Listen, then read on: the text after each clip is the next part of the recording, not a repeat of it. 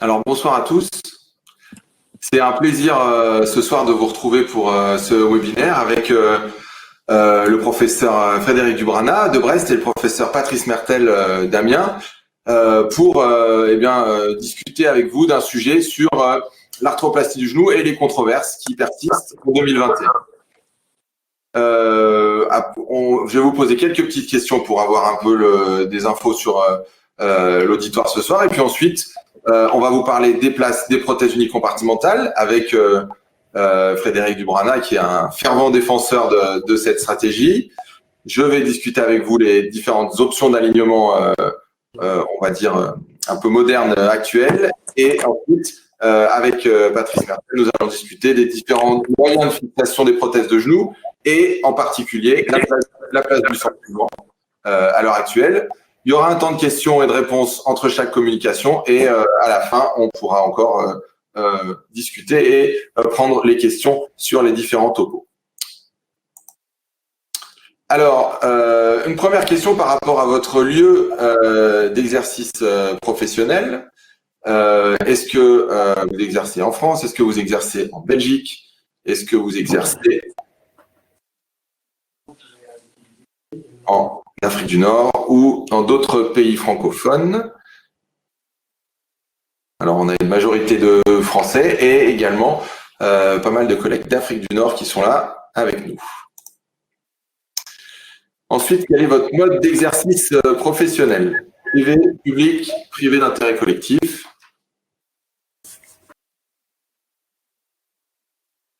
Alors, on est à peu près à 50-50, donc on a à la fois des collègues du privé et des collègues du public qui sont avec nous ce soir.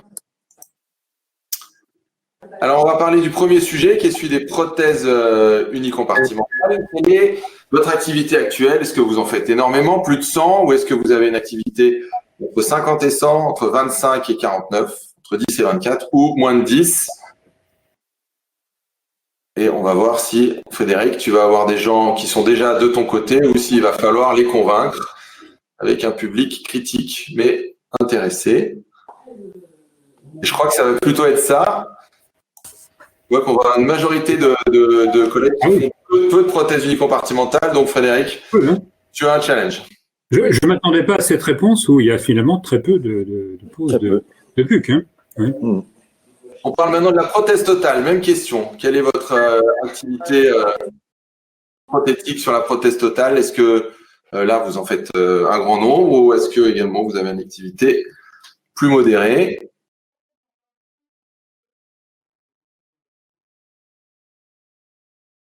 Alors là, ça va être réparti de façon plus homogène. Vous voyez, on a un auditoire un petit peu de tout, des grosses activités et des activités plus classiques ou des activités un peu plus modérées. Donc, quand même, globalement, des chirurgiens qui font surtout beaucoup de prothèses totales de genoux. Par rapport aux prothèses unicompartimentales, est-ce que vous les utilisez sans ciment, avec du ciment ou avec une fixation hybride? Alors là, pareil. Bonne répartition. Sans cimenteur, des cimenteurs, des hybrides. Je pense qu'il y aura sujet à discussion. Cimenteur, sans ciment. Et maintenant, ça va être pour Patrice, par rapport aux prothèses tricompartimentales. Est-ce que vous êtes des cimenteurs, des sans cimenteurs ou, à nouveau, une fixation hybride? Ah, Patrice, tu vas avoir à convaincre, si tu veux orienter vers le sans ciment, il y a plus de cimenteurs. Ah bah c'était prévu, mais déjà il y en a beaucoup qui sont sans ciment quand même. C'est vrai. Particularité française. Alors là, pour Patrice, pour Frédéric, quelle est votre prothèse unicompartimentale préférée? Plateau fixe, plateau mobile ou full poly pour le tibia? Ah, on va voir. Ça va être assez homogène aussi. Pas sûr. Je triche, j'ai les réponses. Donc, quand même une répartition assez équitable entre le plateau fixe et le plateau mobile. En première intention, prothèse tricompartimentale, qu'est-ce que vous utilisez de façon préférentielle? Conservation du LCP plateau fixe, postéro-stabilisé plateau fixe, plateau mobile, conservation du croisé ou ultra-congruent, plateau mobile, postéro-stabilisé. Là, ça va être assez étonnant. Aucun conservation du LCP en plateau fixe. Une majorité de postéro-stabilisés, que ce soit en plateau mobile ou en plateau fixe. Ouais. Probablement que les réponses d'ultra-congruents sont sur le sacrifice du LCP quand même sur le mobile. Oui. Donc, il n'y a pas de conservation du croisé, en fait. Non. Typiquement français aussi. Donc voilà, on a une petite overview déjà des sujets qu'on va discuter. Vous voyez qu'il y aura vraiment des avis divers et que ça va ouvrir à des questions. Je vais passer la parole maintenant à Frédéric, qui va s'attacher au sujet des prothèses unicompartimentales. Frédéric, c'est à toi. Merci Sébastien. Ben, je vois que j'ai du boulot, ouais, j'ai du boulot pour arriver peut-être à convaincre ou à expliquer nos choix en tous les cas. Bon, il n'y a pas trop de conflit d'intérêt avec le laboratoire qui organise. Alors, la prothèse totale unicompartimentale, ce qu'il faut bien voir, c'est que c'est ancien et c'est même la naissance de la prothèse totale du genou, la prothèse unicompartimentale. Les premières prothèses totales du genou, je dirais, de grand public, eh c'était 2 prothèses unicompartimentales. Et ils sont passés en fait d'une double prothèse unicompartimentale qui se mettait comme ça, olé olé, à la main volée, à la prothèse unicompartimentale, un seul côté. C'est véritablement, je dirais, les travaux d'Oxford qui ont lancé cette vague. Avec des publications qui ont été très, très marquantes, on en reviendra tout à l'heure, les publications de Cousine, les publications de Cartier en France. Et puis, entre 1985 et 2000, on était dans une sorte de creux de la vague. Elle ne s'est plus enseignée. C'est parce qu'elle ne marchait pas. Il n'y a plus d'enseignement. Les leaders, qui étaient plutôt l'école nord-américaine ou l'école d'Insol, étaient plutôt contre. Donc, ils ont porté. C'est devenu paradigmique. On a arrêté plus ou moins la prothèse unicompartimentale, ou très peu. Ça se continue dans certains centres. Par exemple, Lyon a continué avec la prothèse HLS. Certains ont continué, mais en gros, c'était quand même un frein. 2015, un petit peu la rationalisation, et puis surtout 2015, dans les années 2000, apparaissent quand même les publications d'Oxford.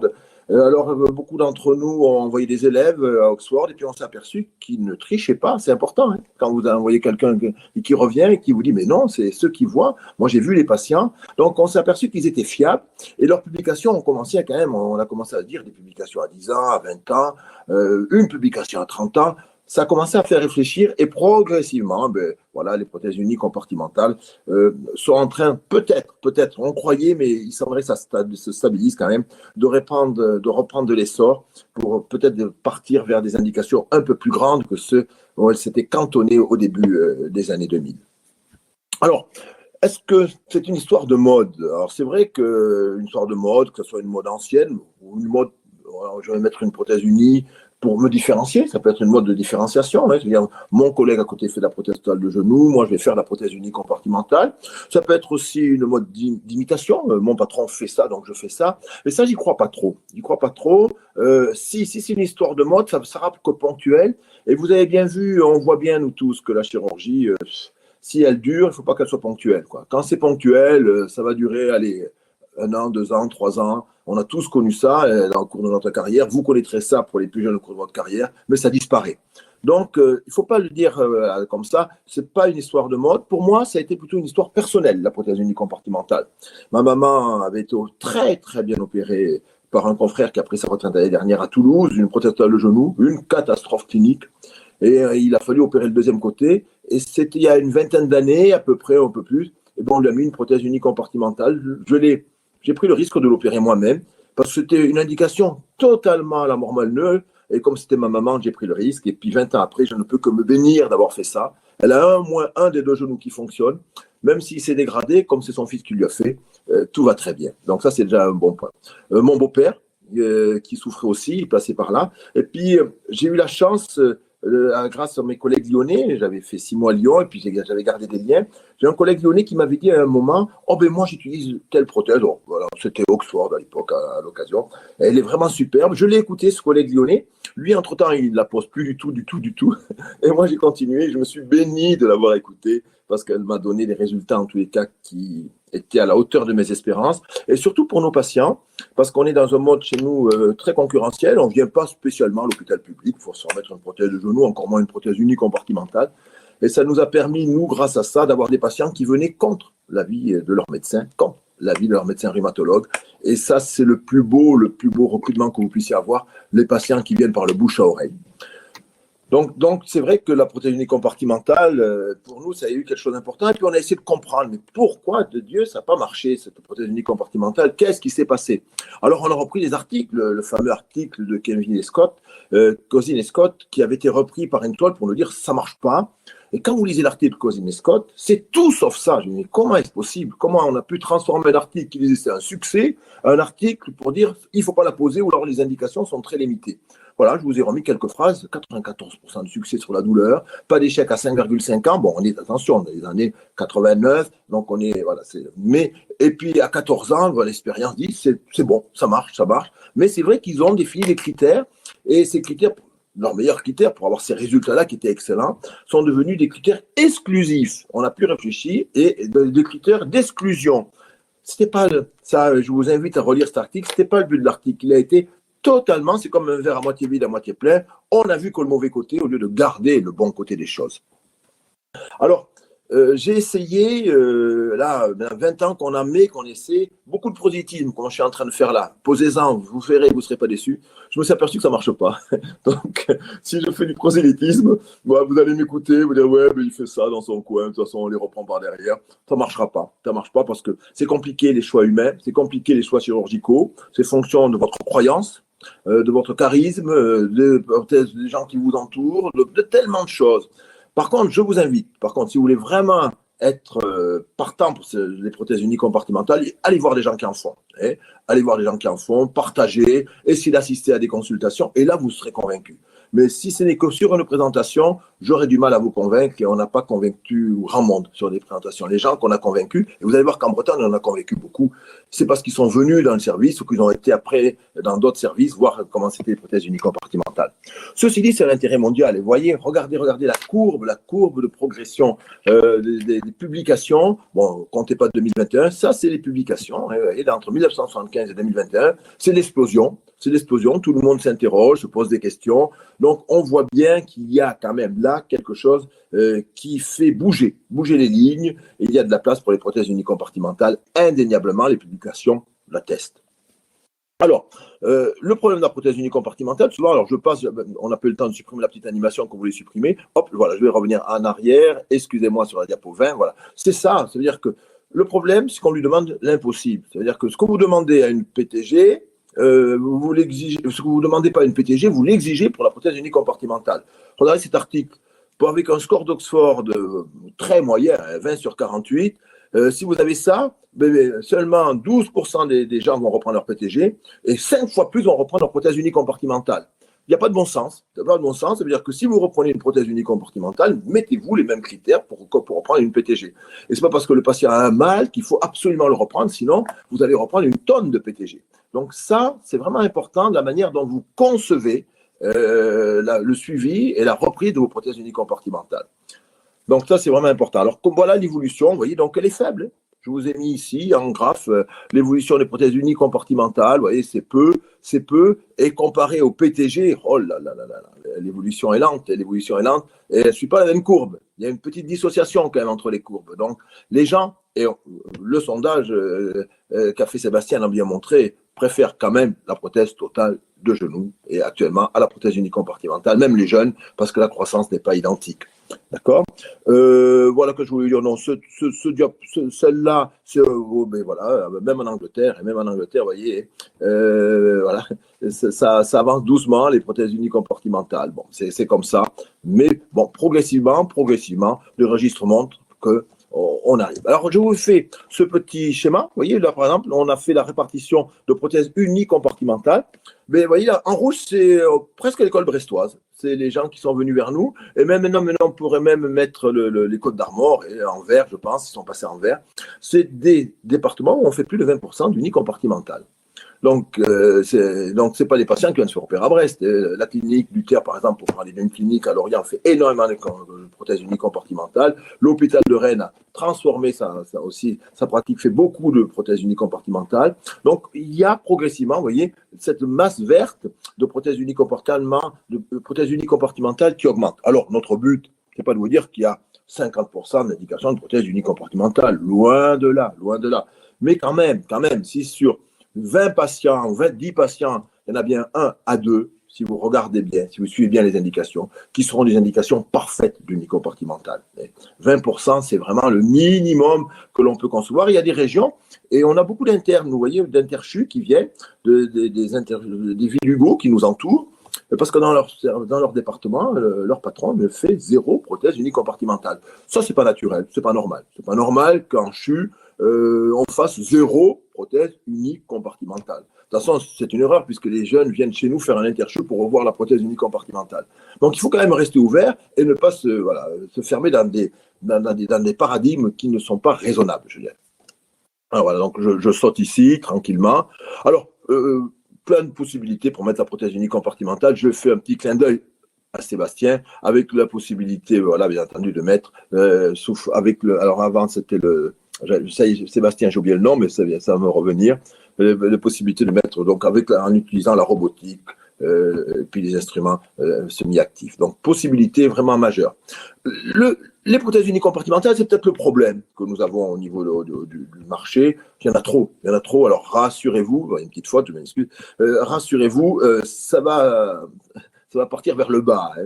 Il y en a certaines qui sont rachetées, d'autres qui sont éliminées. Certains rachètent l'autre pour supprimer. Donc, il y a trop, mais on va quand même rester, je pense, sur le marché d'ici quelques temps avec une dizaine de prothèses plus ou moins qui seront toujours présentes. Mais pour l'instant, il y en avait beaucoup.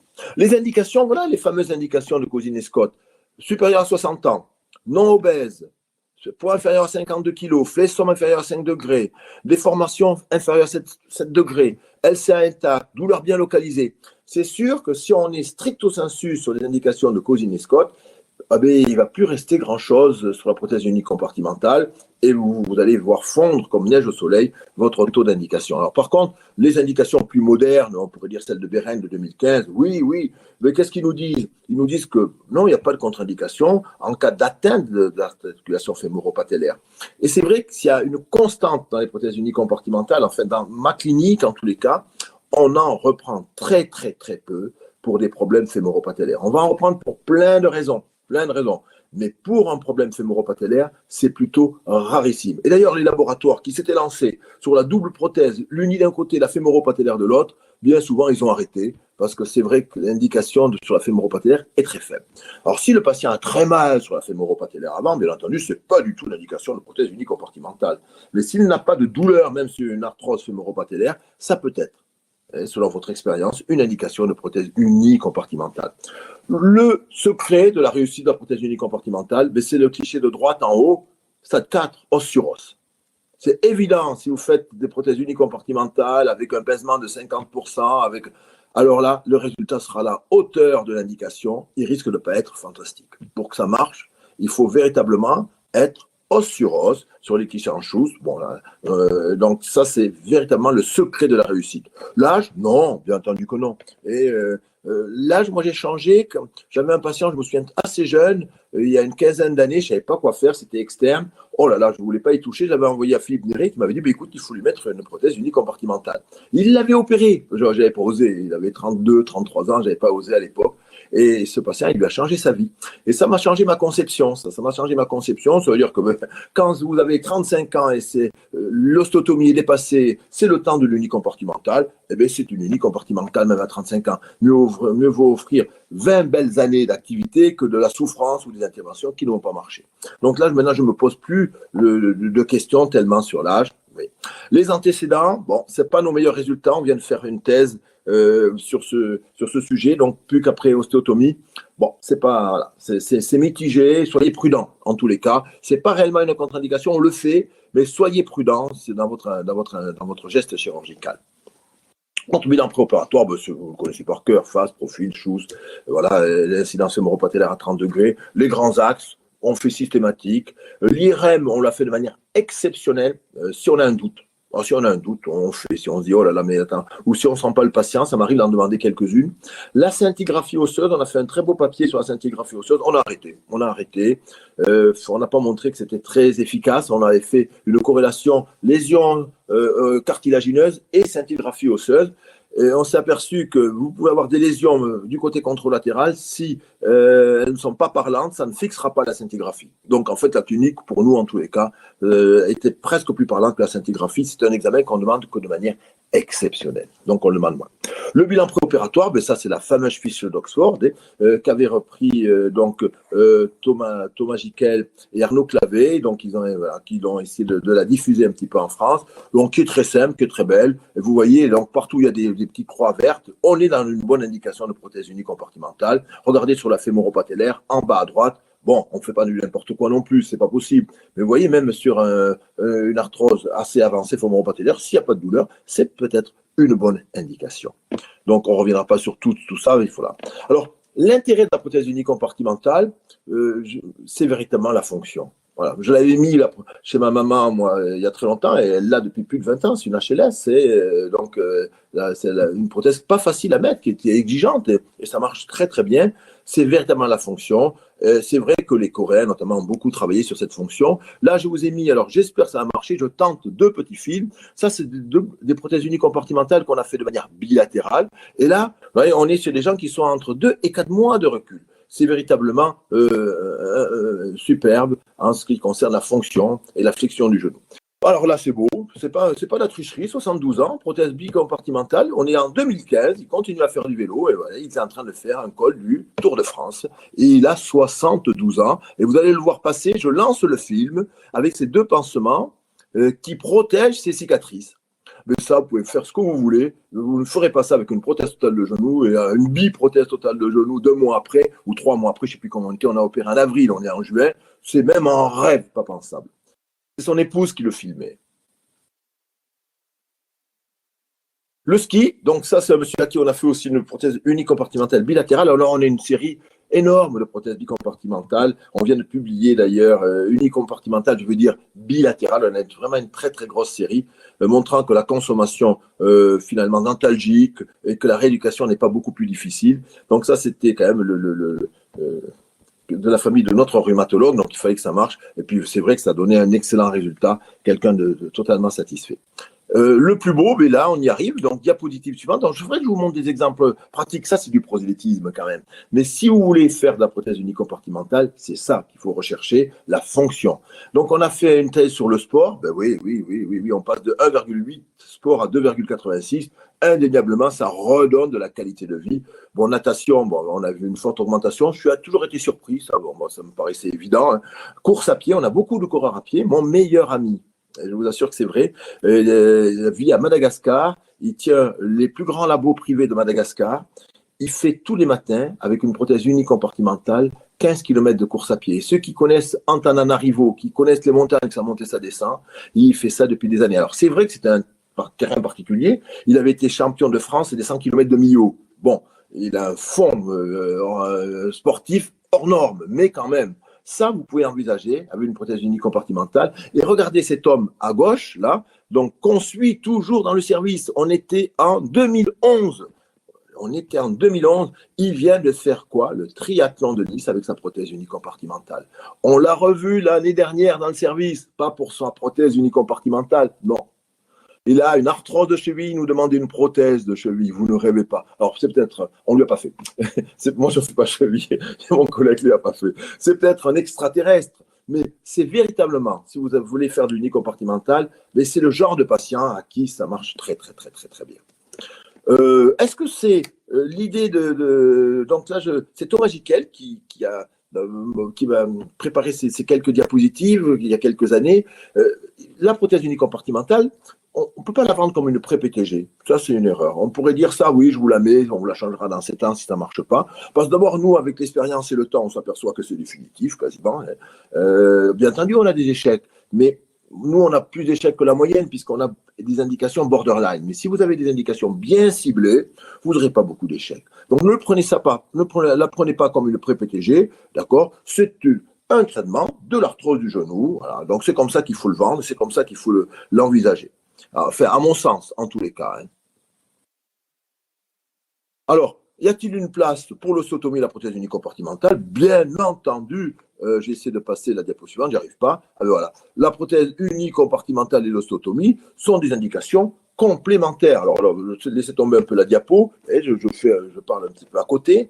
Elle n'entre pas réellement en concurrence avec une arthrose chez le patient jeune, un stade 2, où il faudra faire quelque chose. Non.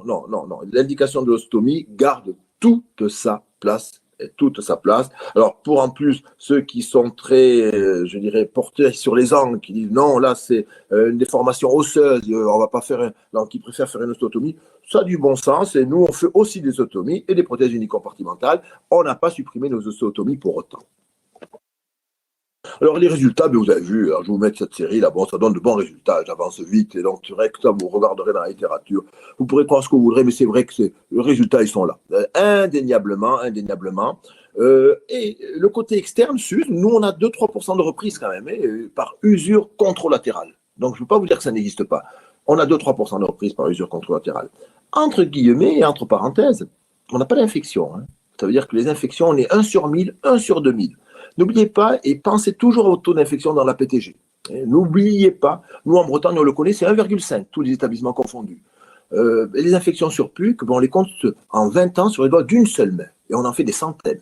Donc là, quand même, c'est vraiment un argument qu'il ne faut jamais oublier, celui-là. D'accord ? Et puis, l'usure du compartiment contralatéral, elle est faible dans notre pratique. Il semblerait qu'il y ait peu de débris, et que comme il y a peu de débris, peut-être que ça limite aussi la dégradation du système, du compartiment contralatéral. Alors, en 2 mots, des hospitalisations assez courtes, faible risque de complications, récupération rapide, ça c'est indéniable.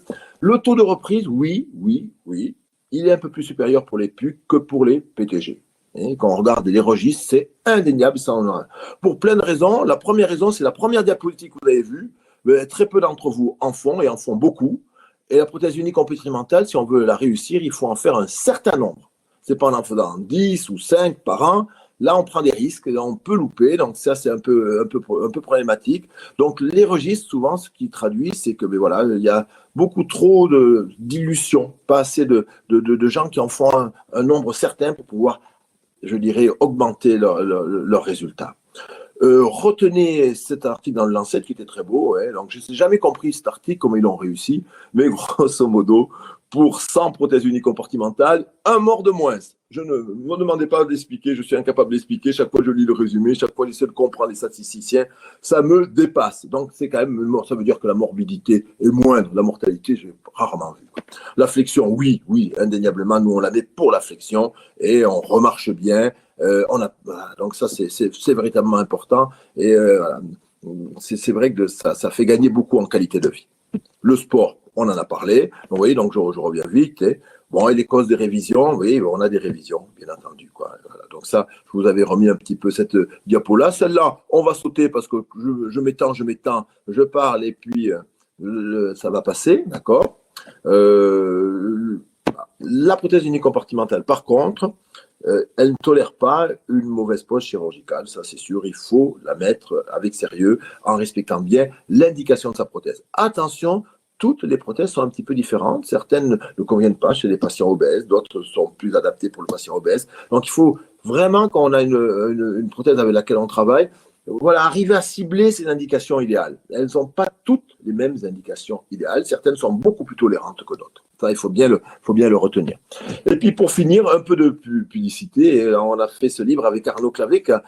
Sébastien a bien voulu nous faire une superbe préface dans laquelle on reprend un peu tout ce que je vous dis là, et puis d'autres choses encore un peu plus complexes sur la prothèse unicompartimentale. Voilà, Sébastien, j'ai été un peu long, je m'en excuse, je te redonne la parole. Merci beaucoup, Frédéric. Non, t'as pas été long, t'as été passionné. Mais d'ailleurs, tu as été totalement convaincant parce que nous n'avons aucune question sur la discussion publique. Ah, ça c'est mauvais. J'en ai une sur. Tu n'as pas évoqué le ligament croisé. Voilà. Oui, une question que je ne résistais pas non plus à te poser. Quelles sont les limites, le mixage, ligament croisé et âge. Je ne sais plus quoi faire. Voilà, la vérité, on fait tout. Jusqu'à il y a 5 ans, c'est simple, j'étais parti avec l'idée, PUC plus LCA, et j'étais content de faire mes PUC plus LCA. Pourquoi ? Parce qu'on faisait une LCA, une technique 4 faisceaux, greffe courte. Ça prend un quart d'heure à ciel ouvert. J'avais appris à Lyon à le faire à ciel ouvert, donc je n'étais pas perdu, je savais le faire à ciel ouvert. Et quel plaisir, tu as mis ta petite prothèse, tu faisais son ligament. Donc, il y avait ligament croisé plus PUC, je faisais ligament croisé plus PUC. Et puis, Arnaud est revenu de Oxford, il m'a dit, mais non, à Oxford, ils ne sont pas tout à fait d'accord, finalement. Ils ne refont plus le ligament croisé. Alors, je dis, c'est pas possible. Et j'avais, entre-temps, vu Sarah Gaglia, discuté un petit peu avec lui, qui lui nous avait dit, écoute, le ligament croisé, si le genou, chez la personne a un certain âge, si le genou est stable, j'en tiens pas compte, qu'il soit là ou qu'il soit pas là, je mets ma prothèse unicompartimentale. Donc finalement, maintenant, je suis un peu perdu, j'ai gardé ces deux notions. Si c'est un patient d'un certain âge, d'accord, et qu'il est stable par l'arthrose, et qu'il n'y ait pas une subluxation énorme sur le cliché de profil, pas de problème. Je lui mets, même s'il n'y a pas de ligament croisé, une prothèse unicompartimentale. De toute façon, ce n'est pas à 80 ans ou 75 ans que tout à coup le genou va bouger dans tous les sens et on n'a pas de problème. Pour les patients jeunes, un patient de 40 ans, os sur os, je ne retiens pas l'indication d'ostotomie, là, je ferai une prothèse unicompartimentale et je refais quand même le ligament croisé parce que c'est un plaisir à faire. Et alors, attention, ne rêvons pas. Ça ne va pas faire disparaître la translation. Ça va, nous, on utilise un plateau mobile, donc notre peur, c'est toujours qu'il se luxe en arrière. Ça va stabiliser notre tibia sous le fémur et ça me fait ceinture et bretelle. Donc, je fais pour les patients jeunes, PUC, LCA, et pour les autres, quand les patients âgés qui sont stables, c'est obligatoirement une PUC sans LCA. Ok, bon, on va peut-être enchaîner, Sébastien, parce que tu as une présentation assez dense. Et donc, effectivement, je t'ai demandé de parler de l'alignement parce que c'est un sujet très à la mode. Il y a des débats très, très animés. Et la question est de savoir, est-ce que finalement, on peut faire n'importe quel alignement avec n'importe quelle prothèse ou est-ce qu'il faut s'adapter dans le choix d'alignement? Est-ce que le choix d'un alignement doit conditionner le choix de la prothèse ou du type de prothèse? Alors merci Patrice, c'est effectivement un sujet d'actualité et je vais essayer de donner quelques clés en tout cas sur cette idée de personnalisation de l'alignement parce qu'aujourd'hui on est clairement dans ça, s'adapter à chaque cas et ça s'appuie sur pas mal de choses. Il y a beaucoup de données, notamment récemment avec Michael Hirschman et puis également avec Elliot Sapé-Marinier. On a eu des données sur des grosses séries qui ont montré qu'il y a une énorme variabilité entre les patients et donc ça va nécessiter un alignement probablement différent. Et ça, c'est vrai sur le plan frontal, mais c'est également vrai sur le plan sagittal. On n'a pas tous la même pente, on n'a pas tous la même courbure fémorale et également sur le plan de la rotation, il y a des antéversions, des torsions tibiales externes qui sont également variables. Donc tout ça doit être pris en considération.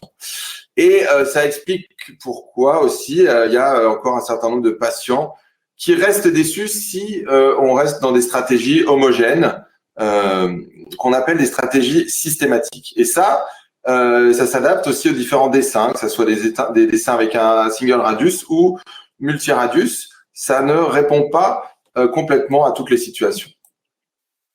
Alors, on avait publié quelques éléments. Si vous voulez aller regarder plus en détail, il y avait un élément dans Maîtrise orthopédique où on a repris un peu tout ça avec Charles Rivière. Et puis, il y a un papier dans OTSR qui est le papier, je crois, le plus téléchargé et le plus cité d'OTSR, qui est celui sur l'alignement des prothèses totales, qui reprend un peu les différentes options.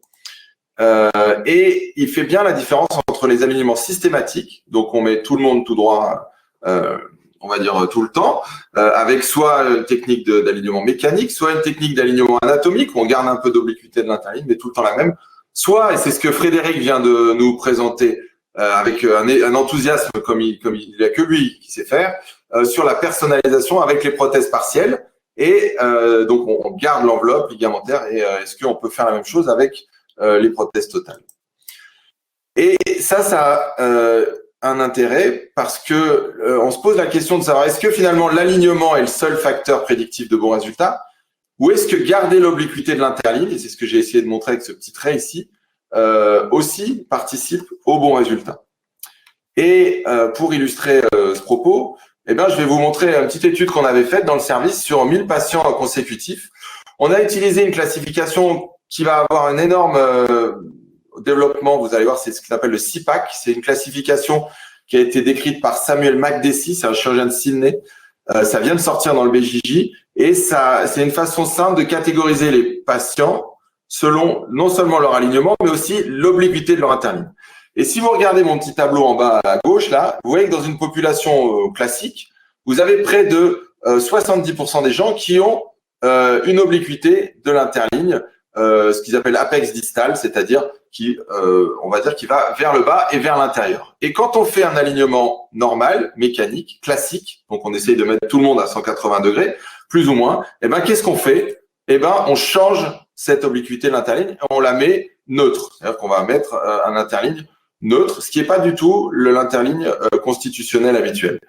Et la conséquence de ça, donc de changer cette interligne, eh bien, c'est que finalement, on n'a pas des résultats parfaits. Je vous montre, pareil, de façon très honnête, les résultats de notre série qu'on avait publiée il y a quelques années sur 2000 patients à 2 ans de recul minimum. Aucune douleur, moins de 50% des cas. Donc là, on est quand même déçus par rapport aux résultats des prothèses partielles de Frédéric, où ils arrivent à se mettre accroupis à 2 mois de la chirurgie. On en était loin. Et des genoux parfaits, donc avec un IKS de 100, moins de 20%. Et ça s'explique notamment par l'analyse de la marche. Et on avait fait pas mal de travaux de tests de science là-dessus. Et on voit que quand on compare le groupe contrôle et le groupe avec la prothèse, on voit qu'on se rapproche, mais on reste encore assez loin de la norme quand on est dans l'alignement, encore une fois, systématique. Et la conséquence de tout ça, c'est que quand on a regardé nos patients où on leur changeait l'obliquité de l'interligne, ceux qui avaient les meilleurs résultats, c'était ceux pour lesquels on conservait la même obliquité qu'avant l'opération de la prothèse totale de genou. Donc, cette obliquité de l'interligne est importante. Et donc, du coup, il y a ce qu'on appelle, on bouge un peu les paradigmes et on va vers la chirurgie personnalisée. Et donc, la question, c'est est-ce que on peut l'utiliser pour tout le monde? On avait fait un plan de concept là-dessus avec Cécile Bataillé, Elvire, toute l'équipe à Lyon, dans le Psychology, si vous voulez des détails. Un des éléments qu'on avait montré, c'est que cet alignement personnalisé doit correspondre à celui qui était avant l'arthrose. On a fait aussi une étude sur des clichés en stress et on montrait que finalement, ça illustrait bien que cet alignement correspondait à l'alignement osseux en éliminant la composante d'usure. Et ces clichés en stress étaient assez utiles pour ça. Alors, on a des options. Et donc, c'est là il va falloir discuter dans ces options. Quelles sont ces options et quel type de prothèse on peut utiliser avec ces options. Le plus classique, c'est l'alignement cinématique. C'est Stephen Howell qui a rendu ça très populaire il y a un peu plus de 10 ans et il a continué à l'étudier. C'est un resurfaçage du genou. On regarde l'enveloppe, c'est tout ce que je viens de vous décrire. J'ai été avancé un petit peu vite. Et là, on va parler de concept. L'alignement cinématique, c'est en fait restaurer, conserver les 3 axes cinématiques du genou. Ça veut dire qu'on va garder l'interligne du genou préarthrosique, tout ce dont je viens de vous parler, l'interligne natif, sans libération ligamentaire.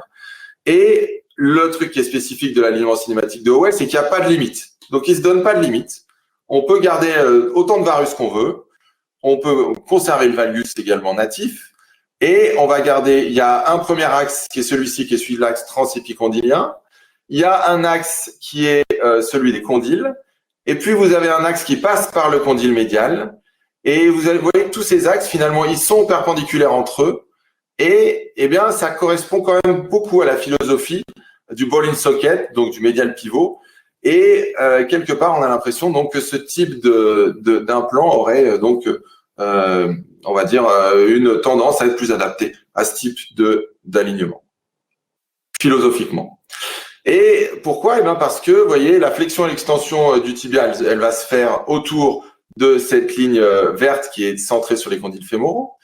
La flexion de la rotule et l'extension, elle va se faire autour de la ligne magenta qui est qui est représentée ici. La rotation interne et externe du tibia, elle se fait centrée sur cette ligne orange. Et tout ça est parallèle ou perpendiculaire à l'interligne articulaire natif.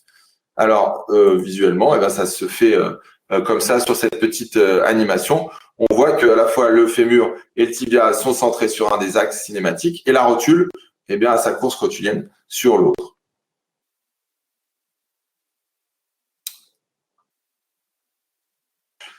Donc, l'idée, c'est de resurfacer le genou. La prothèse, elle va compenser l'épaisseur des coupes osseuses et compenser l'usure cartilagineuse. On restaure les variations individuelles d'alignement, d'interligne et de laxité. Donc, théoriquement, ça a l'air facile. Je vous ai épargné un petit peu les différentes techniques. On va revenir juste après dessus. Mais vous voyez que ça donne des radios comme ça avec une conservation de l'interligne. Ici, c'était des prothèses qui ne sont pas des prothèses médial pivot et c'est des prothèses, mais qui sont à conservation du croisé postérieur. Ça, c'est assez important. En pratique, comment on fait? On fait des coupes qui correspondent à l'épaisseur de la prothèse, donc on ne change pas l'alignement osseux. Je vous en ai parlé en détail. Qu'est-ce qu'on utilise? Éventuellement un pied à coulisse pour vérifier qu'on a bien fait des coupes équivalentes. On fait une coupe distale parallèle à l'interligne et on va mesurer les différentes coupes osseuses. Ça va aller assez vite, mais on vérifie qu'on a des coupes qui sont équivalentes en tenant compte de l'usure en distale et également ensuite en postérieur. On met, alors ça c'est un peu dérangeant, pas de rotation externe, on a une rotation neutre par rapport au condyle postérieur. On va faire les coupes, vérifier l'épaisseur des coupes. Je vous ai parlé de la vidéo.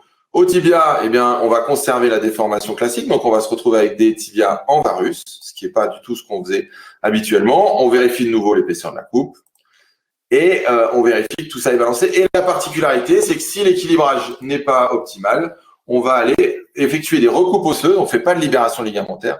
On fait des recoupes osseuses qui sont aux dépens du tibia. Ça, c'est la particularité de l'alignement cinématique. L'ajustement se fait par des recoupes tibiales.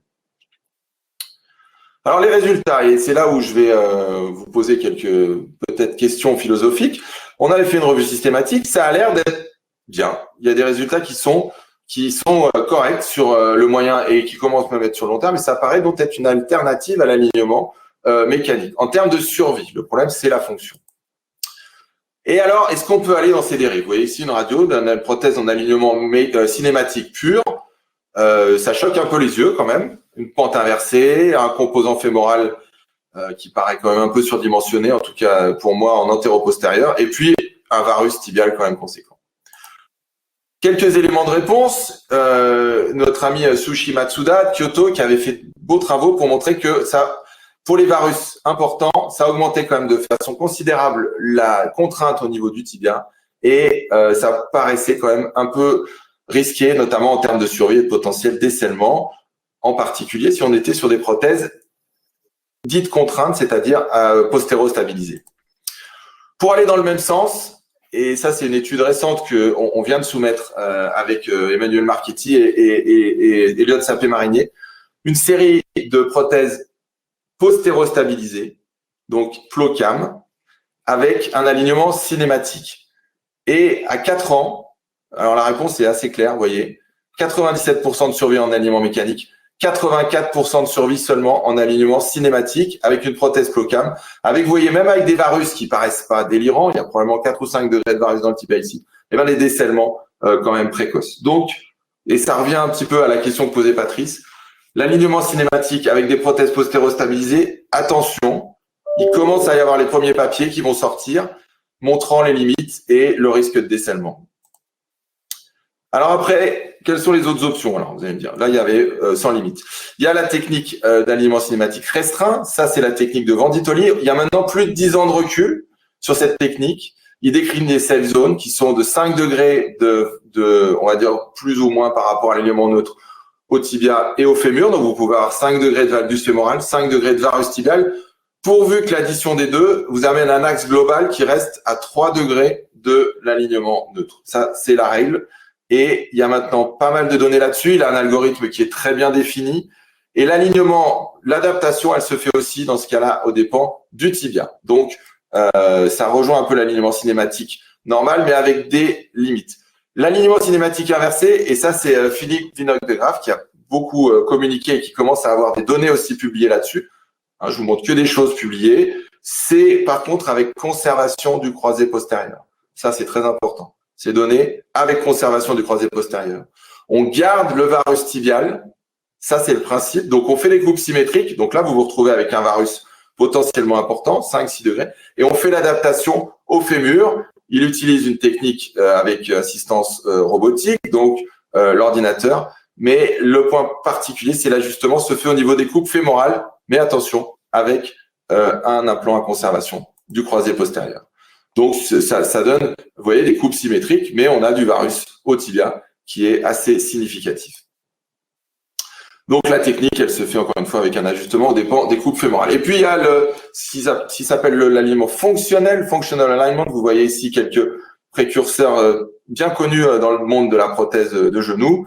Et là, l'idée, c'est de considérer l'ensemble, la pente tibiale, la rotation, l'ensemble, et en utilisant une assistance robotique, de conserver cette déformation native. Mais attention, ils ont mis des limites également. C'est pas comme l'alignement cinématique. On peut pas dépasser, vous voyez, 5 degrés de valgus, 3 degrés de varus au tibia. Et également, sur les rotations, il y a des limites. Donc, on s'adapte aux ligaments. Le but, c'est de diminuer les releases, conserver une partie de la déformation native, mais encore une fois, en faisant des ajustements qui ici peuvent être faits au fémur ou au tibia, et en essayant d'éviter les releases au maximum. Et ça revient un petit peu, j'ai mis un petit clin d'œil à Philippe Néret ici, parce qu'on avait publié cet édito dans The Knee en 2009. À l'époque, on parlait pas du tout de robotique, mais c'était déjà la vision qu'il avait de la chirurgie assistée par ordinateur, d'anticiper toutes les coupes. Et maintenant que le robot aide à faire des coupes plus précises, c'est probablement encore plus intéressant. Mais c'était déjà il y a plus de 10 ans quelque chose qu'il avait un petit peu eu la vision, on va dire. Et quand on regarde ce que ça donne, ça fait des coupes assez, vous voyez, symétriques de partout. On change pas l'anatomie au fémur. La même chose au tibia en tenant compte de l'usure. Et puis ensuite, finalement, on vérifie que les espaces sont équivalents. Tout ça avec une prothèse, là pour le coup, qui peut être postéro-stabilisée, mais on a des limites au niveau de ce qu'on peut tolérer en termes de déformation résiduelle. Alors, je montre toujours ce cas parce qu'il est un peu embêtant. Comment est-ce qu'on va le gérer? Vous voyez, un varus global finalement minime et des déformations anatomiques importantes. On a l'option de faire une chirurgie complexe, mais dont on connaît, on va dire, les résultats à long terme, un alignement mécanique, ou de faire quelque chose de plus personnalisé, garder un peu de déformation de partout. C'est une solution simple à un problème compliqué. On est à 1 an, on est dans les limites. C'est une prothèse postéro-stabilisée. Est-ce que c'est une bêtise? Pour l'instant, on va dire 1 an. Ça a l'air correct, mais je peux vraiment pas vous dire que c'est ce qu'il faut faire. En tout cas, c'est une solution qui mérite d'être étudiée. Alors tout ça, c'est des cibles personnalisées. Il faut des outils et encore une fois, adapter ce qu'on fait à chacun. Donc, le message pour faire court, c'est qu'il faut adapter, encore une fois, comprendre les différentes options, les différentes spécificités, la technologie va nous aider, et la contrainte de l'implant à utiliser, qui soit médial pivot, conservation des croisés, postéro-stabilisé. Attention, si vous partez dans une chirurgie avec conservation de l'alignement et avec des prothèses, entre guillemets, dites contraintes, Flocam, postéro-stabilisé, il se peut qu'on se retrouve avec des problèmes on va dire, à court moyen terme. Et les données actuelles, regardez bien en détail, elles sont avec des prothèses moins contraintes, en général, avec conservation du croisé postérieur. Voilà, j'en ai fini. Patrice, je te remercie à nouveau pour le sujet, qui était difficile à traiter en 15 minutes, mais pour le coup, passionnant. Non, mais c'était passionnant. Et d'ailleurs, là, tu as suscité un certain nombre de questions. On avait également des idées.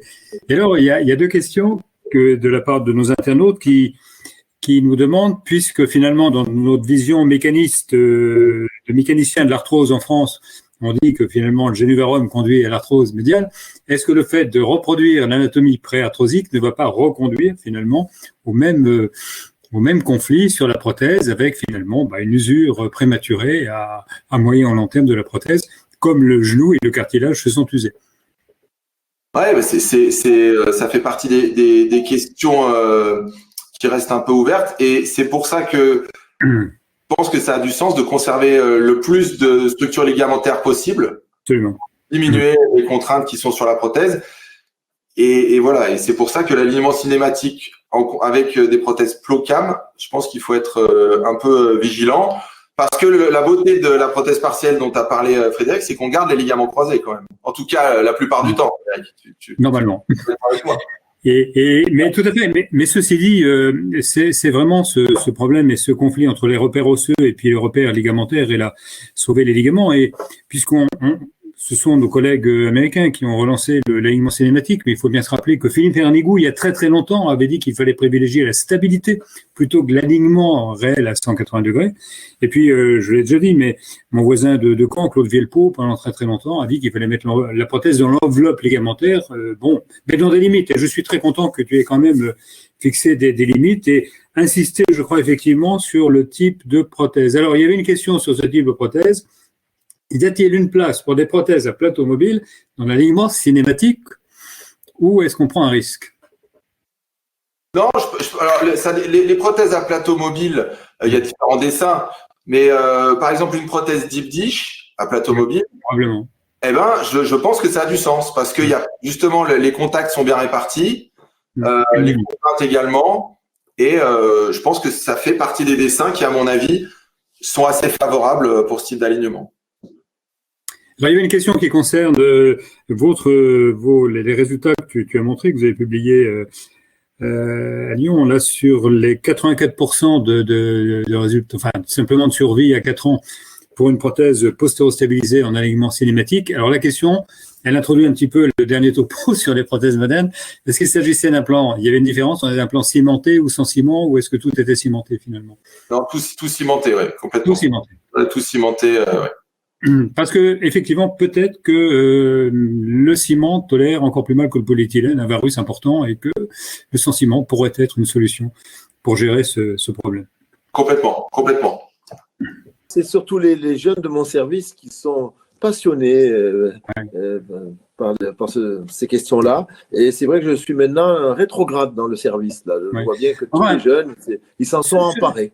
Ceci dit, il faut quand même redresser. Moi, je fais partie des dinosaures comme toi, mais les patients qui arrivent avec d'énormes génuvarum ou d'énormes génuvalgum, ils sont très très contents quand on les réaxe quand même.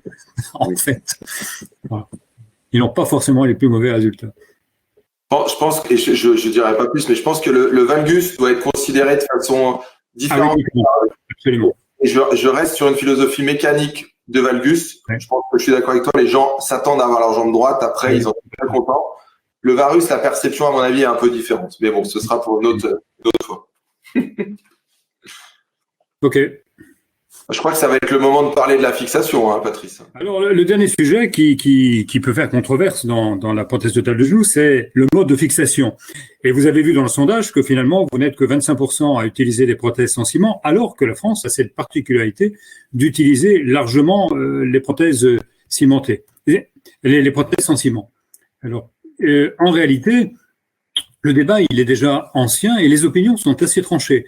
En 2012, vous voyez que notre collègue Ranawat à New York écrivait que finalement, le concept de prothèse sans ciment était le boulevard des rêves brisés et que ça ne pouvait conduire qu'à l'échec, avec une controverse à l'époque avec Dressler. Alors ça marche pas très bien, je sais pas pourquoi. Oui, voilà. Il faut bien dire que la prothèse de genou cimentée reste quand même le gold standard, encore un papier récent de Mulaji à Bangalore. C'est fiable, c'est reproductible. Vous pouvez être un peu moins parfait dans vos coupes. Le ciment pardonne ces imperfections. Et contrairement à ce qu'on a vu sur l'alignement cinématique, vous pouvez tout faire avec une prothèse sans ciment, conservation, sacrifice de LCP, etc. Et puis les survies, finalement, dans la plupart des séries, sont tout à fait satisfaisantes. Et c'est la raison pour laquelle, dans le monde, vous voyez déjà quelques registres là, enfin, la prothèse cimentée est largement utilisée. Elle est prédominante en Suède, elle est prédominante en Angleterre, 98% aux Pays-Bas, c'est assez étonnant. En Nouvelle-Zélande, un peu moins en Australie, c'est curieux, deux pays assez proches. Et puis, la Norvège fait figure un petit peu particulière dans les pays scandinaves, mais vous voyez qu'il n'y a que à peine 30% de prothèses sans ciment. Le ciment, il a quand même des inconvénients. Alors, sur le plan médical, il y a quand même quelques embolies occultes, même au genou. Il y a des nécroses. On peut abîmer l'os et nos coupes avec la nécrose thermique. Il y a des fractures du ciment, la fatigue du ciment. Et puis, ce fracture de ciment peut libérer un troisième corps qui va créer une usure au niveau du polyéthylène et donc générer une ostéolyse. Quand vous avez une infection précoce, eh bien, changer une prothèse cimentée, au bout de 3 semaines, vous la changez au bout d'1 an, c'est exactement la même chose. Donc, c'est un petit peu plus compliqué de gérer les infections précoces, alors que une infection précoce, c'est qu'une prothèse sans ciment, vous la prenez à 15 jours, plutôt que de changer simplement le polyéthylène, vous changez toute la prothèse, et là, pour le coup, vous passez à une prothèse cimentée. On a une durée opératoire un petit peu plus longue, et puis surtout, il y a quand même pas mal de débords, d'impingement, des fuites de ciment. Et on avait vu dans le symposium qu'on avait fait avec Michel Bonin sur la reprise de PTG pour les CFAG, qu'un certain nombre de nos collègues reprenaient sous arthroscopie des débords de ciment, voire des fuites de ciment. Une question qu'il faut se poser, bien évidemment, à l'heure de l'evidence-based medicine, c'est de savoir si les prothèses sans ciment sont fiables. Est-ce qu'on peut les poser sans arrière-pensée? Les séries historiques sont plutôt favorables, que ce soit pour la Nature Only, l'Orthologue, et puis bien sûr, une des premières, à plateau mobile, très concurrente, la LCS. Mais vous voyez que ces publications Princeps, avec d'excellents résultats, avec des reculs allant quelquefois à près de 20 ans, sont le fait des promoteurs des prothèses. Donc il faut sans doute prendre avec un peu de précaution ces séries historiques. On a connu quand même beaucoup d'échecs, et on parlait des dinosaures que nous sommes, Frédéric et moi. Eh bien, on a vu des liserés, des ostéolyses, des prothèses Miller-Galant de chez Zimmer, qui avaient donné des résultats catastrophiques, la PCA. Et la plupart du temps, c'était un échec de fixation tibiale. Je ne parlerai pas des rotules sans ciment qui ont eu une réputation catastrophique en France, mais en sachant qu'elles réapparaissent un petit peu, mais on n'a pas le temps d'en parler. Par contre, pour qu'une prothèse sans ciment fonctionne, eh bien, on l'a dit, il faut que le contact soit maximal entre l'implant et l'os. Ça veut dire que la technique chirurgicale doit être absolument rigoureuse, en particulier surface est plus plane possible. Et attention, les scies prennent toute leur importance, et notamment pour le plateau tibial, je pense qu'il faut utiliser une scie large pour avoir une coupe d'un seul tenant. Il faut que la fixation primaire soit stable pour éviter toute micromobilité qui ne permettrait pas l'ostéo-intégration secondaire de la prothèse. Et donc ça, c'est le dessin des implants qui va être prépondérant. Et puis, il faut bien sûr un revêtement de surface approprié, mais on verra qu'il est peut-être pas si important qu'on le pense au niveau du genou, parce qu'il faut assurer, bien évidemment, la réhabilitation secondaire de la prothèse par l'os. Alors, cette fixation primaire au fémur, on le conçoit, c'est assez simple. Finalement, la prothèse de genou, la prothèse fémorale, elle est encastrée sur des coupes qui sont parfaites, parallèles ou avec une petite angulation sur la coupe trochléenne antérieure. C'est stable, c'est naturellement stable. Et tous les fabricants ont ajouté sur les composants fémoraux sans ciment des plots qui maintiennent la fixation, même pour des prothèses à conservation du croisé postérieur, comme ici, la triathlon à gauche et puis la thune du côté droit. Et vous voyez que là, on a des revêtements complètement différents. La triathlon de chez Straker, ce sont des billes de chrome cobalt, pas très favorables pour la repousse osseuse, recouvert d'hydroxyapatite. À droite, c'est du titane poreux, sans hydroxyapatite pour la prothèse à tube. Alors, on peut avoir d'autres modèles. Vous voyez que sur ce modèle, puisque Xnob nous a aidé à préparer ce webinaire, eh bien, sur une prothèse avec sacrifice du croisé postérieur, à Plocam, vous imaginez bien que la cage centrale du fémur va assurer une stabilisation phénoménale. Il n'y a pas de micro-mobilité possible pour le fémur. Le fémur, ça marche. Par contre, le tibia, c'est beaucoup plus aléatoire. C'est aléatoire parce que si vous ne faites que des plots impactés comme la première génération de la NextGen en haut à droite, eh bien, vous gardez une micromobilité pouvant aller jusqu'à 800 microns qui ne permet pas l'ostéo-intégration. Sur une quille simplement cylindrique, sans les plots de la thune qui sont là reproduits en face, eh bien, on peut aller jusqu'à 400 microns. La quille delta, comme la triathlon de chez Straker, eh bien, on peut avoir 200 microns. C'est les raisons pour lesquelles, malgré l'utilisation du tritonium, malgré cette quille delta qui tient bien quand même, pour la triathlon, il a fallu ajouter 4 plots de fixation pour être certain qu'il n'y ait pas de mobilité rotatoire. Alors on a d'autres solutions, une quille delta un peu plus longue, comme dans l'atrium dont je vous ai déjà parlé, et puis avec un revêtement qui peut aller jusqu'à l'ensemble de cette quille delta qui assure une stabilité excellente. Alors je vous disais le revêtement, est-ce que le revêtement finalement a une importance? Vous voyez, dans cette méta-analyse sur les revêtements, 43 études, et c'est déjà un petit peu ancien, donc c'est des prothèses sans ciment dont les designs n'étaient pas parfaitement optimisés. Donc les résultats ne sont pas à 100% à 10 ans, mais vous voyez qu'il n'y a pas une énorme différence sur le résultat à 10 ans, puisque pour le titane poreux, on est à 95% de survie, et que le trabéculaire métal, on est à près de 92%, et que de façon surprenante, pour le simple ajout d'hydroxyapatite, eh bien, on est à 86%. De façon un petit peu curieuse, mais uniquement sur 3 études, vous voyez que l'adjonction d'hydroxyapatite sur du titane poreux fait descendre la survie à 88%. Attention, il ne faut pas que l'hydroxyapatite bouche les pores du titane poreux, car ça peut finalement rendre plus difficile l'ostéo-intégration. Alors, si on se réfère au registre scandinave avec nos pays nordiques, en fait, on peut affirmer que la prothèse fémorale sans ciment, elle est fiable. Donc, la prothèse hybride est fiable. Vous voyez qu'il y a un nombre considérable de chirurgie primaire, là, plus de 100 000 cas, avec un recul atteignant 14 ans. Et vous voyez que finalement, la prothèse hybride a la même survie que la prothèse cimentée. Par contre, la prothèse entièrement sans ciment, qui est la courbe marron en haut, a un taux de reprise à partir de 10 ans qui se détache en raison des reprises finalement du tibia. Alors vous voyez ici la reprise de l'hybride inversé. C'est assez étonnant parce que c'est contradictoire avec la courbe du haut. L'hybride inversé, c'est beaucoup plus rarement utilisé. C'est une embase tibiale sans ciment et un fémur cimenté. De façon paradoxale, dans cette série, de ce registre, la survie est identique à la prothèse hybride. Pour ma part, j'ai basculé à l'époque avec la prothèse triathlon de chez Stryker sur le sans-ciment du fémur dès 2010, malgré un revêtement qui n'était pas finalement du thème poreux. Et nous avions présenté cette série à la Softcote avec un recul finalement moyen d'un peu moins de 3 ans, sans aucune différence finalement sur les scores, les qualités de vie, surtout aucune reprise pour échec de fixation sur le fémur. Je n'ai jamais repris d'échec de fixation tibiale pour du sans-ciment. Et j'avais utilisé un petit peu avant de la prothèse balanciste de ce chez Matisse qui ne posait pas de problème, également avec du titane poreux.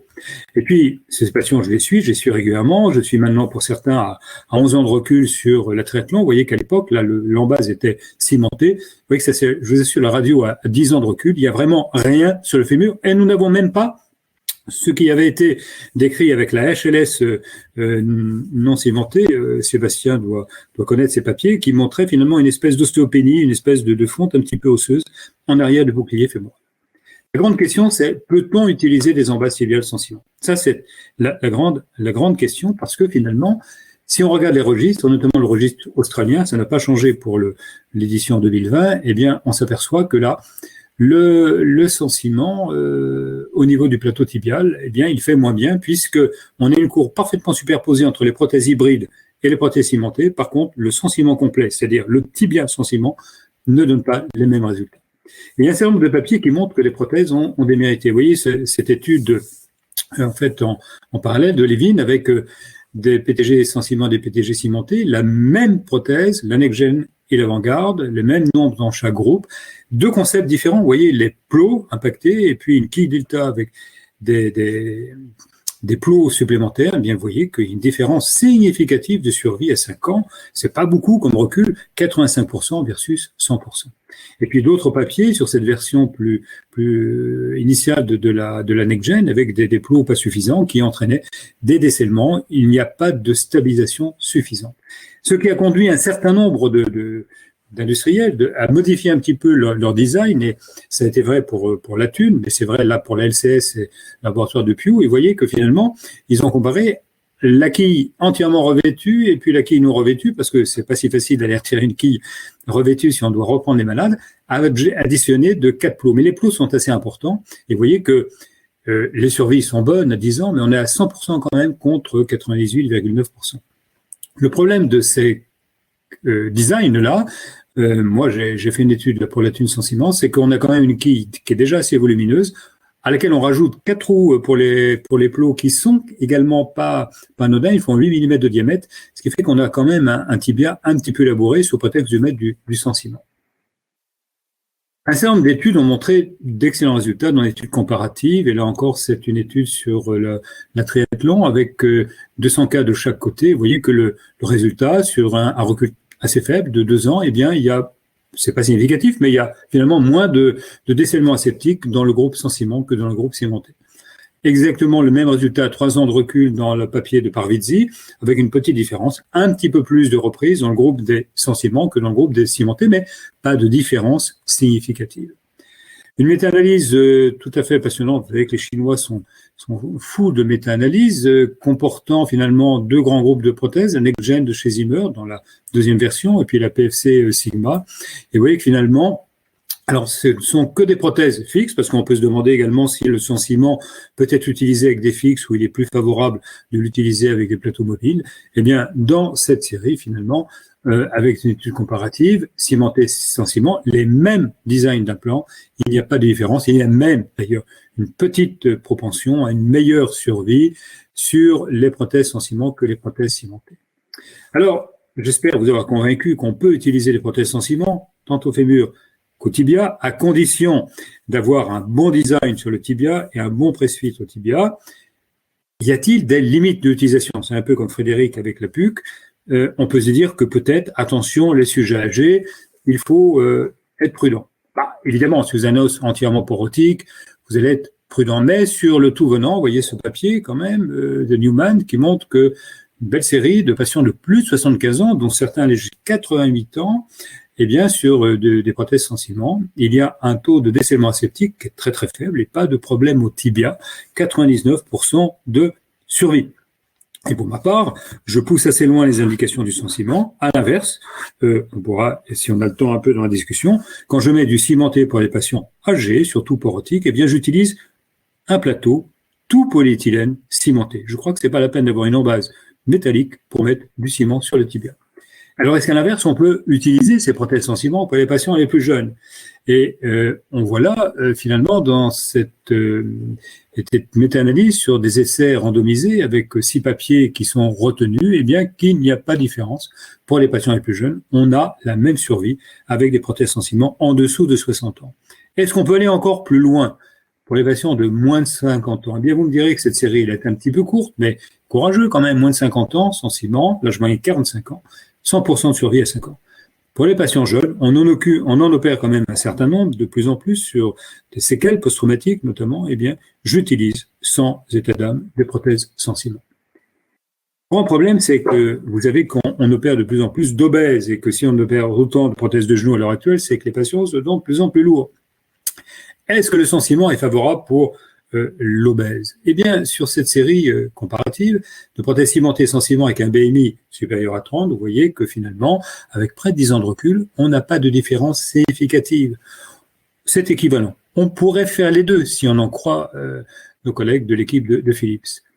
Plus intéressant, ce papier de Malkani qui monte sur des BMI encore plus impressionnants, supérieurs à 40.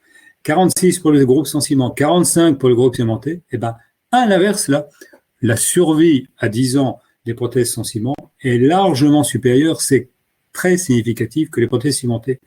Et ça peut paraître un peu paradoxal, mais vous imaginez bien que ce pauvre petit millimètre ou 2 millimètres de ciment que vous mettez sur cette embase tibiale pour un patient qui va faire 130 kilos, eh bien, il va être soumis à rude épreuve et que, surtout si vous faites un peu d'alignement cinématique, eh bien, il ne peut pas résister et que on a forcément des fractures de ciment beaucoup plus fréquentes chez l'obèse. À l'inverse, dès que vous avez une osseointégration chez l'obèse, eh bien, la prothèse, elle n'a pas de raison de bouger puisque l'os lui-même est dense, il a résisté, bien évidemment, à l'obésité.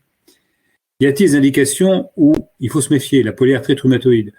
Alors, je crois que ce papier qui montre que la survie, elle est 97% à 15 ans sur les patients de polyarthrite rhumatoïde avec des prothèses sans ciment, une étude canadienne, eh bien, elle est liée non pas à la qualité de nos prothèses sans ciment, mais à la qualité des traitements de la polyarthrite rhumatoïde. Les polyarthrites rhumatoïdes qu'on opère à l'heure actuelle, grâce aux biothérapies, ont un os d'excellente qualité qui n'a rien à voir avec les prothèses qu'on mettait chez les patients largement corticothérapiés il y a 20 ans ou 25 ans. Quelquefois, la prothèse s'enfonçait au même moment qu'on la mettait.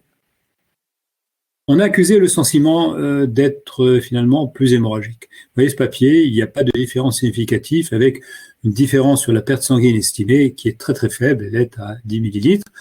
Je dois dire qu'avec les politiques d'épargne sanguine, de l'utilisation de l'acide tranexamique par voie générale et ou par voie locale, comme je l'utilise également, eh bien les prothèses sans ciment ne saignent pas.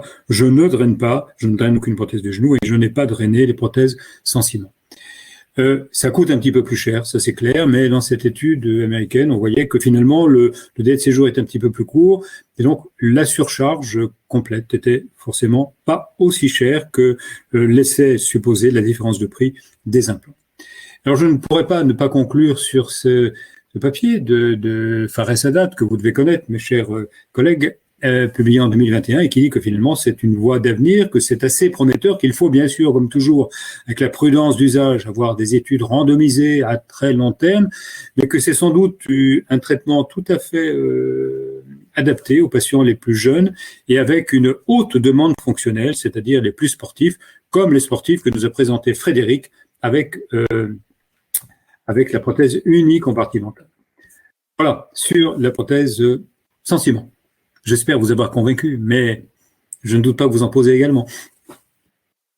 Alors convaincu, ça c'est une certitude. Après, ce qui est très intéressant, c'est que tu t'appuies sur des données qui commencent à être à très long terme quand même. Et ça, c'est toujours rassurant quand on est sur des concepts comme ça. Ce qui est intéressant, c'est ce que tu as dit sur l'obésité. Parce que on pourrait être plutôt inquiet de l'utiliser chez quelqu'un surpoids. Et finalement, tes données, elles montrent l'inverse, quoi. Quelque part. Ce papier de Balkany est tout à fait passionnant et il démystifie un petit peu l'obésité, mais ça démystifie le ciment. Le ciment, c'est pas très très solide. C'est la même chose à la hanche. Les prothèses cimentées, elles tiennent beaucoup moins bien chez l'obèse que chez le patient standard. Tu avais une question à 46 sur les prothèses hybrides, mais tu as répondu à 48. Donc, bon, voilà. Jean-François, il a dû être déçu. Alors, j'aurais deux questions. Est-ce que quand tu fais des prothèses cimentées, tu cimentes la quille de tes prothèses cimentées? Parce que nous, malheureusement, quand j'étais jeune, j'ai eu une expérience très déplorable avec la HLS, où j'ai eu la très mauvaise idée d'opérer peut-être une centaine de patients sans cimenter la quille, et je dois avoir un taux de reprise extraordinaire. Alors, ça dépend du type de quille. C'est pour ça que ciment, on ne peut pas dissocier la cimentation, non, le mode de cimentation du dessin de la prothèse.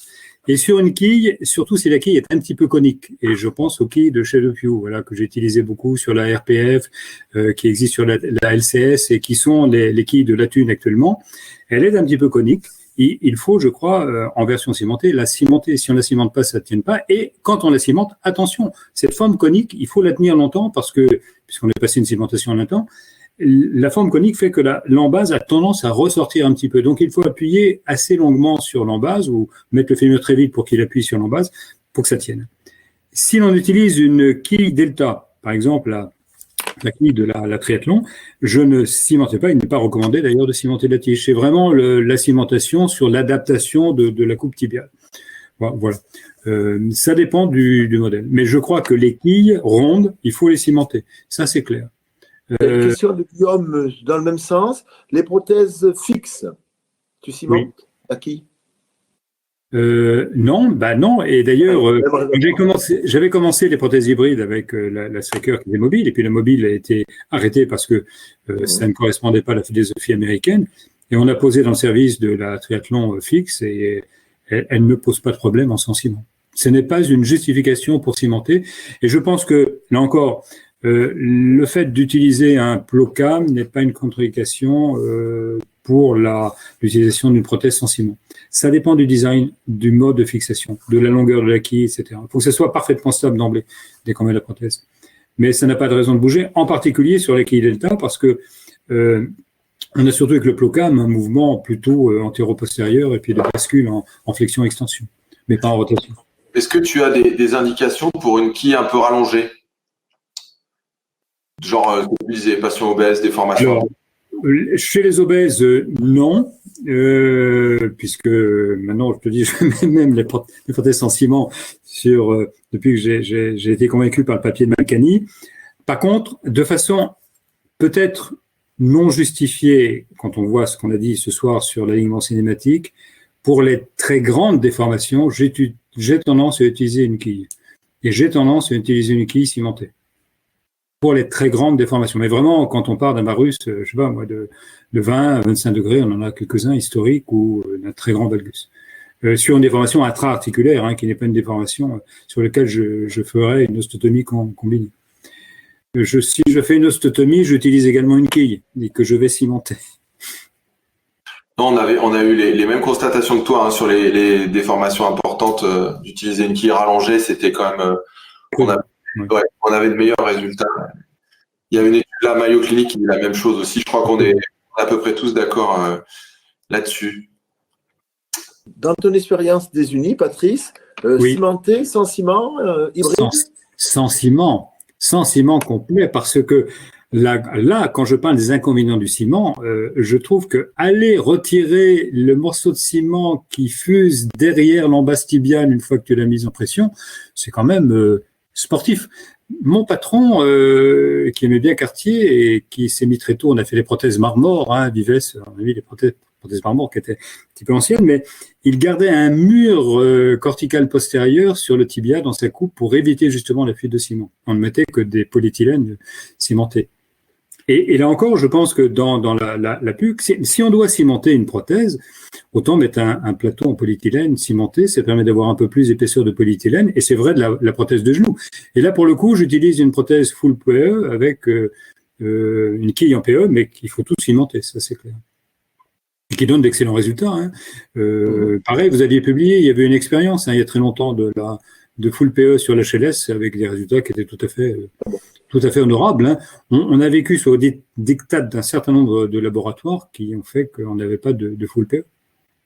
Mais pour les patients les plus âgés, c'est bien, c'est tolérant, et ça ne pose pas de problème. On avait une dernière question sur les valgus, sur les grandes déformations en valgus. Est-ce que tu vas être sur du sentiment aussi ou est-ce que tu vas être… Alors, voilà, je dois dire que les 2 ou 3 râteaux que j'ai pris sur le sentiment, c'est sur le valgus. Ça, c'est clair. Et donc, il faut être très, très précis. Il faut faire très attention et c'est compliqué à vérifier en paire opératoire. Ce sont 3 cas où j'ai finalement l'embase tibiale qui s'est effondrée en un mois, hein, qui s'est varisé. Mais ce sont des patients qui avaient 15, 20 degrés de valgus et à qui j'ai remis ni en valgus ni normoaxé, mais 2-3 degrés de varus. Donc, un peu hypercorrigé. Et là, l'embase tibiale, l'os sous-chondral au niveau du plateau tibial, il ne peut pas tenir. Et donc, je pense que dans le valgus, il faut être prudent. C'est une bonne question, Sébastien. Il faut être un peu prudent dans les grands valgus parce que si on risque de les surcorriger d'1 ou 2 degrés, la solidité du plateau tibial interne, elle est probablement pas suffisante. Et donc, cimenter sans doute. Ouais, c'était Stéphane Dangean qui posait cette question. Il a une grosse expérience du sentiment. Donc, je pense qu'il a le même vécu que toi. Ouais. C'est vraiment les 3 échecs que j'ai eus avec 2 prothèses différentes, ça a été sur des grands valgus. J'étais très content de la radio de contrôle en me disant, ouais, j'ai 1 ou 2 degrés de varus, je dois bien redresser. Là, pour le coup, on n'était pas dans des cinématiques. Et puis, c'était des vrais râteaux. Écoute, parfait. Hein. Je crois qu'on est arrivé au bout des questions. On est pile dans les temps. Hein. Oui, c'est bien. Et puis, on a balayé je trouve des sujets assez actuels, quoi. Quand même. La PUC qui devrait prendre plus de place dans l'arsenal thérapeutique de la gonarthrose. L'alignement cinématique, bien sûr, c'est un sujet qui remplace les voies d'abord dans la hanche. Et puis la fixation des prothèses de genoux, en sachant qu'on a quand même une spécificité française, même avec 25%. Mais je crois que les ventes, c'est que je pensais qu'on était à 40% de pose sans ciment en France sur le genou. C'est pour ça que j'étais surpris un petit peu du sondage que tu as fait avec 25%. Alors, je l'ai dit rapidement, mais globalement, c'est pareil, hein, on gagne du temps sur le sans ciment. Complètement. Ça, c'est vrai. Merci, Patrick, pour ton organisation. Merci beaucoup à tous les deux. On va remercier aussi X9 pour nous avoir aidé à préparer ce webinaire. Ils sont toujours là pour nous supporter. On va remercier aussi Maîtrise Orthopédique qui est là pour tout l'aspect organisationnel et toute l'équipe avec un aspect technique sans faille. Et puis encore une fois, merci à tous ceux qui sont restés avec nous. On avait presque 100 collègues à une heure tardive en milieu de semaine. C'est toujours agréable. Hein. C'est qu'on doit dire des choses assez intéressantes, j'imagine. Voilà, en tout cas, c'est toujours passionnant et pour moi, c'est toujours un plaisir. Merci encore, Frédéric. Merci. Et puis, merci beaucoup. Merci à vous tous. Bye bye. Bye bye.